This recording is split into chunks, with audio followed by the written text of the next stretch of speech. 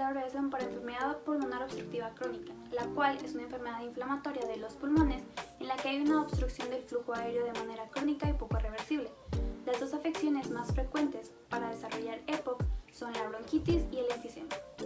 Esta enfermedad es totalmente tratable y con un tratamiento adecuado se le puede garantizar al paciente una buena calidad de vida si hay un control de los síntomas. El factor de riesgo más frecuente y con mayor responsabilidad para desarrollar EPOC es el tabaquismo, además del humo de leña y la inhalación laboral de polvos, gases o sustancias químicas. Las personas que presentan asma y que además son fumadores incrementan su riesgo para desarrollar EPOC. La edad en la cual es más propenso a desarrollar esto es a partir de los 40 años en adelante. La prevalencia mundial para esta enfermedad es de tan solo el 1%, el cual puede aumentar hasta el 10% en adultos mayores a 40 años. El estudio platino desarrollado por el Proyecto Latinoamericano de Investigación de Obstrucción Pulmonar establece que en México la prevalencia para desarrollar EPOC es del 7.8%, el cual pudiera aumentar en hombres de edad avanzada y fumadores. Esta misma prevalencia en países desarrollados varía entre el 3 y el 6% para adultos mayores de 50 años.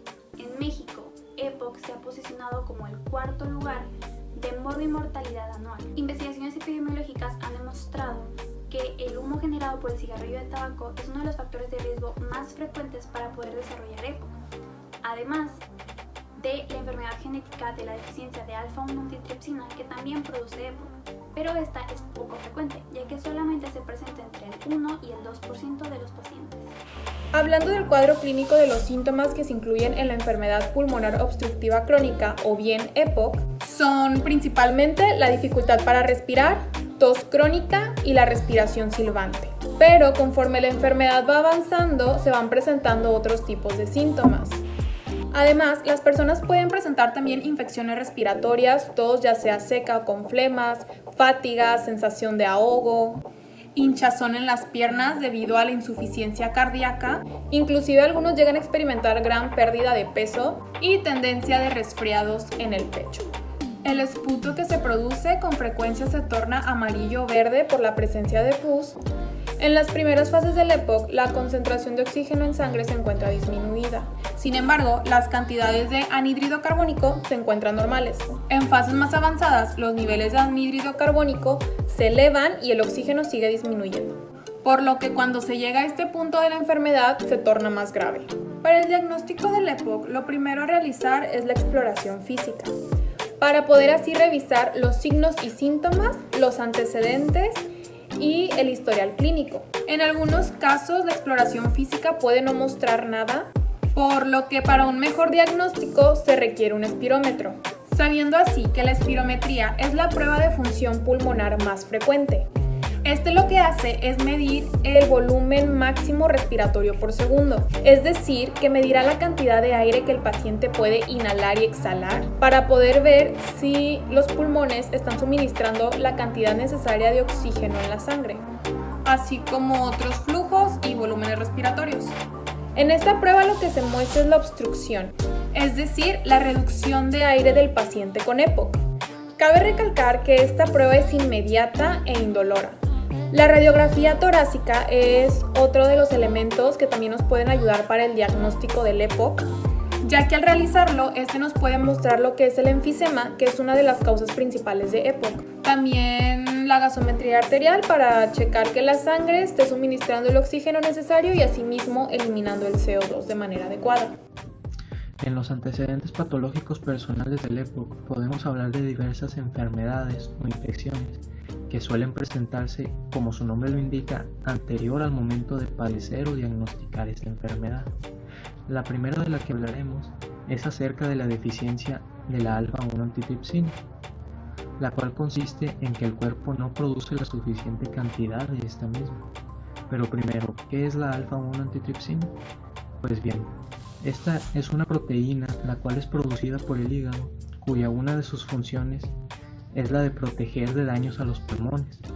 Entonces, podemos concluir que si se tiene una deficiencia de esta proteína, se comenzarán a presentar enfermedades como podría ser el EPOC o algún enfisema, e incluso podría ser un síntoma de alguna cirrosis. La segunda de la que hablaremos es acerca del asma. Esta es una enfermedad que suele presentarse usualmente durante la infancia, cuyos síntomas son mayores durante la noche, que consisten en una limitación del flujo aéreo. Muchas veces se suelen presentar síntomas tanto del asma como del EPOC. En estas ocasiones se suele decir que se tiene una superposición del asma-EPOC. El tratamiento y la evolución clínica en un paciente con EPOC pueden verse alterados por condiciones metabólicas causadas por una comorbilidad, lo cual es la presencia de dos o más enfermedades al mismo tiempo. También pueden existir otros factores como es la administración de ciertos tratamientos o incluso el tabaquismo y el sedentarismo. Por ello, es necesario identificar los posibles cambios metabólicos que se tienen en los pacientes para evitar que estos intervengan con su bienestar. Los principales factores que se tienen son los siguientes. Los pacientes con EPOC, que además tienen un índice de masa corporal muy bajo, son un sinónimo para un mal pronóstico. Esto debido a que se ve afectada la función pulmonar, deteriorando los mecanismos de defensa de los pulmones y afectando considerablemente la inmunidad celular y humoral.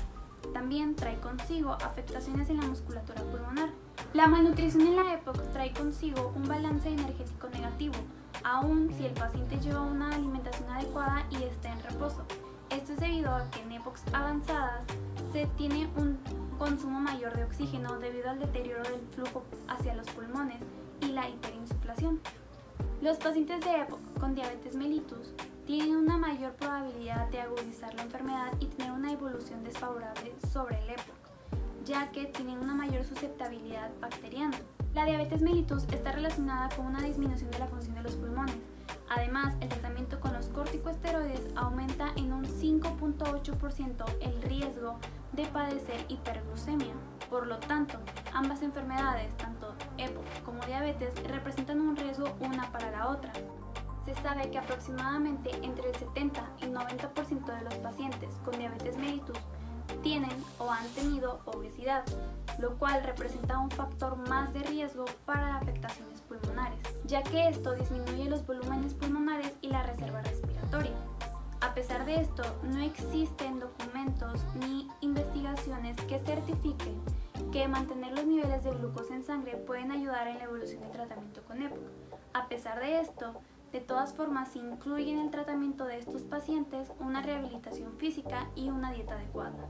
El síndrome metabólico es el conjunto de varias enfermedades como son la obesidad, las dislipidemias, la hipertensión arterial, la intolerancia a la lactosa. Y para desarrollar este síndrome es necesario tener una predisposición genética y presentar ciertos factores como lo son la obesidad, el tabaquismo, el sedentarismo, tener una dieta alta en cantidades de lípidos y carbohidratos. Y la mayoría de estos factores ya mencionados son compartidos con la enfermedad pulmonar obstructiva crónica o bien EPOC. Y esto quiere decir que ambas enfermedades están relacionadas, tanto el síndrome metabólico como el EPOC, por lo que normalmente se puede ver que hay una presencia de ambas enfermedades. Por lo que para prevenirla es muy importante tener una dieta adecuada, evitar el tabaquismo, evitar el sedentarismo, hacer ejercicio, y ya que al momento de corregir la obesidad se tiene una mejora considerablemente buena para evitar este tipo de enfermedades. Por otra parte, tenemos lo que es la osteoporosis, que es cuando el tejido óseo no es renovado, por lo que esto va a ocasionar una disminución de la masa ósea y por consiguiente va a hacer que los huesos se encuentren muy frágiles. Y los pacientes con EPOC son muy susceptibles a tener osteoporosis, siendo así que el 68% de los pacientes graves con EPOC presentan osteoporosis. Y esto hace que uno de los tratamientos principales del EPOC sea con corticosteroides. Por lo que un paciente con EPOC que no es tratado con esteroides tiene una gran probabilidad de poder desarrollar lo que es la osteoporosis. Para prevenir la osteoporosis es importante dejar el tabaco, como asimismo tener una dieta saludable, hacer ejercicio y tomar suplementos de calcio y vitamina D.